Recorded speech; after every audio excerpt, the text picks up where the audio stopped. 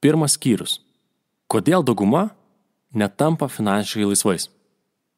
Aš noriu pateikti 7, mano galva, pagrindinės priežastis, kodėl dauguma žmonių netampa finansiškai sėkmingais, netampa finansiškai laisvais. Pirmoji šių priežasčių, mano asmeniniu įsitikinimu, yra aplinka. Tai yra artimiausi žmonės, su kuriais mes praleidžiame daugiausia laiko. Ir viena iš aplinkų, kurioje kiekvienas iš mūsų praleidžiame labai daug laiko, yra mokykla. Pažiūrėkime trumpai kiekvieno iš mūsų gyvenimą. Mes gimstame, sulaukę 3 metukų, pradedame dažniausiai eiti į darželį, vėliau į paruošiamąją klasę, na, o nuo 6-7 metukų pradedame eiti į mokyklą ir mokykloje praleidžiame apie 12 metų savo vaikystės. Vėliau, pabaigę mokyklą, labai dažnai stojame į universitetą ir dar 4 metus studijuojame kažkokį tai dalyką, kuo galbūt, aišku, nežinia, ar to būsime, bet galbūt būsime užaugę. Štai jeigu paimsime 12 metų mokykloje ir dar 4 metus universitetuose ir pasižiūrėsime į esmę, kas ten yra mokoma, tai suprasite, kad kiekvienas iš mūsų yra mokomas būti ne kažko kitu, o samdomų darbuotojų. Kasgi yra sakoma? Sakoma yra, vaikeli, gerai mokykis mokykloje tam, kad įstotum į gerą universitetą. Gerai studijuok universitete, kad gautum gerą darbą. Ir tik vėliau, pabaigę universitetą, mes suprantam paprastą dalyką, kad visas šitas pažadas buvo tiesiog akių dumimas. Nes baigęs universitetą, dar nesi tikras, kad iš vis gausi darbą, o apie gerą darbą reikėtų dar tik pasvajoti. Ir tos 16 metų mokslų, 16 metų studijų, kiekvieną mielą dieną mokytojai, pas dažna tėvai, močiutės, tetos, seneliai ir visi kiti aplinkui kala vieną paprastą dalyką. Gerai mokykis, gerai mokykis, gerai mokykis, tam, kad taptum geras darbuotojas. Noriu, kad suprastum vieną paprastą dalyką. Nieko blogo nėra būti darbuotoju. Nieko blogo nėra dirbti kitam. Tačiau jeigu nori susikurti finansinę laisvę, tai, ką tu išmokai mokykloje, tai, ką tu išmokai universitete, visa tai nepadės pasiekti finansinės laisvės. Nes tam reikia mokytis ne iš tų žmonių, kas visgi dėsto mokykloje, o iš tų žmonių, kas yra finansiškai laisvi ir finansiškai nepriklausomi. Tikiuosi, kad ne aš vienas pastebėjau tai, jog mokykloje nėra mokoma finansinio raštingumo. Būtent todėl tokia didelė dalis lietuvių, statistika rodo, kad kas 3 yra skolingas greitųjų kreditų bendrovėmis. Ir aš dar kartą noriu pasidžiaugti, kad tu nusprendei tobulėti ir augti ir visgi investuoti laiką ir pinigus į savo finansinį išsilavinimą. Taip pat reikėtų suprasti paprastą dalyką, kad tai, kas yra įdiegta tau į galvą per tuos 12, galbūt 16 metų, tai nėra nei gerai, nei blogai. Ką noriu, kad suprastum, kad visų pirma reikia suvokti, kad tai yra tiesiog aplinkos įtaka. Neverta dėl to kaltinti mokyklos, tėvų ar savo aplinkos. Svarbiausia yra suvokti, kad taip nutiko ir manau, kad misija ir darbas, kurį privalai atlikti, tai yra neperduoti to paties, tų pačių įsitikinimų, ribojančių įsitikinimų savo vaikams. Taigi, kaip ir sakiau, pirmoji priežastis, kodėl dauguma žmonių netampa finansiškai laisvais, yra mokykla ir tas išsilavinimas, ką mes gavome per savo pirmosius 20 gyvenimo metų. Antroji priežastis yra tai, kad didžioji dalis žmonių nesupranta gyvenimo kūrimo dėsningumo. Dažnai žmonės orientuojasi į veiksmus ir tikisi, kad tai pakeis jų rezultatus. Man labai dažnai tenka matyti tokią situaciją. Paimkime 2 pardavėjus. Vienas pardavėjas daro daug veiksmų, daug skambučių, daug pardaviminių susitikimų ir rezultatų neturi. Kitas pardavėjas daro gerokai mažiau skambučių, mažiau susitikimų ir turi geresnius pardavimus. Ir atrodo, statistika turėtų būti palankesnė pirmajam pardavėjui. Tas, kuris daugiau daro, kuris daro daugiau aktyvumo, tas turėtų ir parduoti daugiau. Bet visgi subtilūs dalykai lemia, kad antras pardavėjas dėl kažkokių taip nepaaiškinamų priežasčių turi geresnius rezultatus. Ir jeigu pradėsime gilintis, kas lemia vieno ir kito pardavėjo rezultatus, tai visų pirma lemia jų įsitikinimai, su kokiu požiūriu jie daro pardavimus. Galbūt pirmas pardavėjas skambina ir kelia ragelį su požiūriu, kad tikriausiai šitas klientas irgi nenorės susitikti, nenorės pirkti. tikriausiai man ir vėl nepasiseks, tikriausiai aš vėl neparduosiu.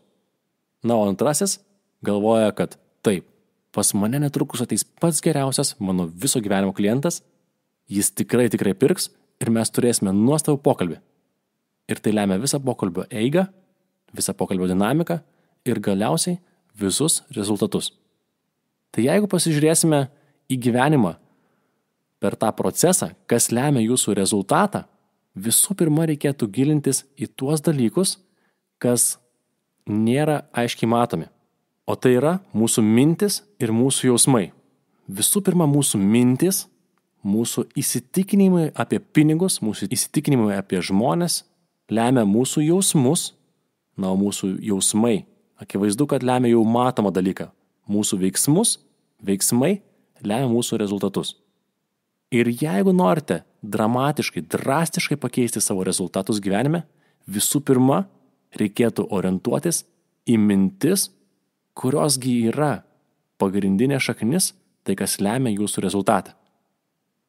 Tam, kad viską aiškiau suprastumėte, duosiu keletą pavyzdžių, ar netgi galim padaryti, duosiu netgi paprastą testą. Aš esu tikras, kad kiekvienas iš jūsų esate girdėję šitos sakinius daugybę kartų ir šitie sakiniai, šitie įsitikinimai yra įsišaknyję pas jūs į galvą kaip kokios piktžolės. Aš sakysiu sakinį, o ką reikės padaryti jums, tai mintise pabaigti. Ir net jeigu jūs nenorėsite pabaigti šio sakinio balsu, aš esu tikras, kad šio sakinio pabaigą mintise jūs gerai žinote. Ir tikiu, kad jums tą patį daugybę kartų sakė jūsų tėvai, seneliai, močiutės ir tetos. Tad pradėkime. Tikriausiai girdėjai, kad sakė, vaikeli, lengvai gausi, greit prarasi. Geriau žvirblis rankoj, nei briedis girioj. Pinigai ant medžių neauga. Pinigai gadina žmonės. Ir mano mėgstamiausias, visi turtingi žmonės yra nedorėliai. Ar netgi dažnai sakoma vagis. Tai kasgi vyksta? Jeigu mūsų galvoje yra krūva įsitikinimų apie tai, kad turtingi žmonės, kad pinigai vienokia ar kitokia dalimi yra blogas dalykas. Akivaizdu, kad šios mūsų mintis, šie mūsų įsitikinimai lemia tai, kad mūsų jausmai, kas liečia pinigus, vėlgi nėra patys geriausi. Dar vienas pavyzdys arba mano mėgstamiausias testas yra šis. Įsivaizduok, kad išeini į gatvę ir ten matai tokį vaizdą. Pro šalį, lėtai, ramiai, važiuoja prabangus visureigis. Na, paimkime Porsche. Važiuoja pro šalį prabangus Porsche, o už vairo sėdi jauna, žavi blondinė. Pirma mintis, ką apie ją pagalvoji. Žinau, kad daugelis dabar nusišypsojat ir pagalvojat, šita tai darbštutė. Ką turi suprasti? Kad tai, ką tu galvoji apie turtingą žmogų, gali būti visiškai netiesa. Be to, koks skirtumas, kokiu būdu jinai gavo tą automobilį. Aš kalbu apie susipriešinimą mūsų vidinėme pasaulyje. Kas vyksta? Jeigu tu apie turtingą žmogų galvoji kaip apie blogą žmogų, o apie save galvoji kaip apie gerą žmogų, galvoje turi milžinišką susipriešinimą. Tai reiškia, kad turtingas žmogus, blogas žmogus, aš geras žmogus. Tai reiškia, kad jeigu pas tave atsiranda truputėlį daugiau pinigų, ką pradeda daryti tavo pasąmonė? Aš turiu pinigų, o tai reiškia, kad jeigu turiu pinigų, aš esu blogas žmogus. Ką reikia daryti? Atsikratyti pinigais. Ir daugelis iš jūsų tame esat labai efektyvūs. Pinigus išleisti mokame labai greitai. Tai ką reikia daryti, kad pakeisti šį įsitikinimą? Jeigu mes pradėsime galvoti apie turtingus žmonės kaip apie gerus žmonės, mes neturėsime savo pasąmonėje įsitikinimo. Mano rekomendacija, ką daryti su turtingai žmonėmis, kad pasikeistų įsitikinimas, pamatėt gerą automobilį, pamatėt kažkokį tai gerai atrodantį žmogų, merginą, vaikiną, palinkėkit jam geros dienos. Mintise palaiminkit jo dieną, pasakykite, kad jis yra šaunuolis, kad pasiekė tai, ko pats nepadarei. Beje, jeigu grįšim dar prie tos blondinės džipe, kaip tu galvoji? Ar visgi buvo darbštutė, o gal pati nusipirko tą mašiną? Tam, kad tai išsiaiškinčiau, aš padariau realų rinkos tyrimą. Kągi padariau? Vilniuje, Vokiečių gatvėje, nuėjau ir pakalbinau 6 moteris, kurios vairavo tikrai gerus automobilius. Lexus, Porsche, BMW ir panašiai. Kągi padariau? Tiesiog nuėjau prie jų, sakau, laba diena, mano vardas Žilinas, ar galėčiau jūs trumpam pakalbinti? Jos sako, okei, galite. Ir aš klausiu, jūs, ponia, vairuojate labai gerą automobilį. Jūs tikriausiai esate darbštutė. Ne, juokauju, taip aš neklausiu. Tiesiog paklausiu labai gražiai, iš kur jos gavo tą automobilį, kaip jums pavyko tai pasiekti. Ir 6 moteris, kurių paklausiau, visos automobilius buvo išsirinkusios pačios. Taip, dalį iš jų, nepamenu keletui, padėjo automobilius išsirinkti vyrai. Tai yra nuvažiavo kartu į saloną ir padėjo nusipirkti. Tačiau visos jos buvo savo pinigais užsidirbusios tiems automobiliams. 3 iš jų buvo verslų savininkės ir 3 iš jų buvo aukšto rango vadovės. Keletas direktorių ir 1 personalo vadovė.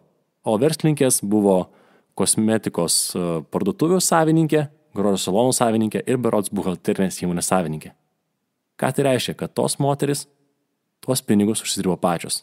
Ir tavo įsitikinimai ar mano įsitikinimai neturi nieko bendro su tuo, kas vyksta iš tikrųjų. Tai labai svarbu visų pirma fokusuoti į įsitikinimus ir juos keisti. Apie tai, kaip juos keisti, pakalbėsime 3 knygos dalyje.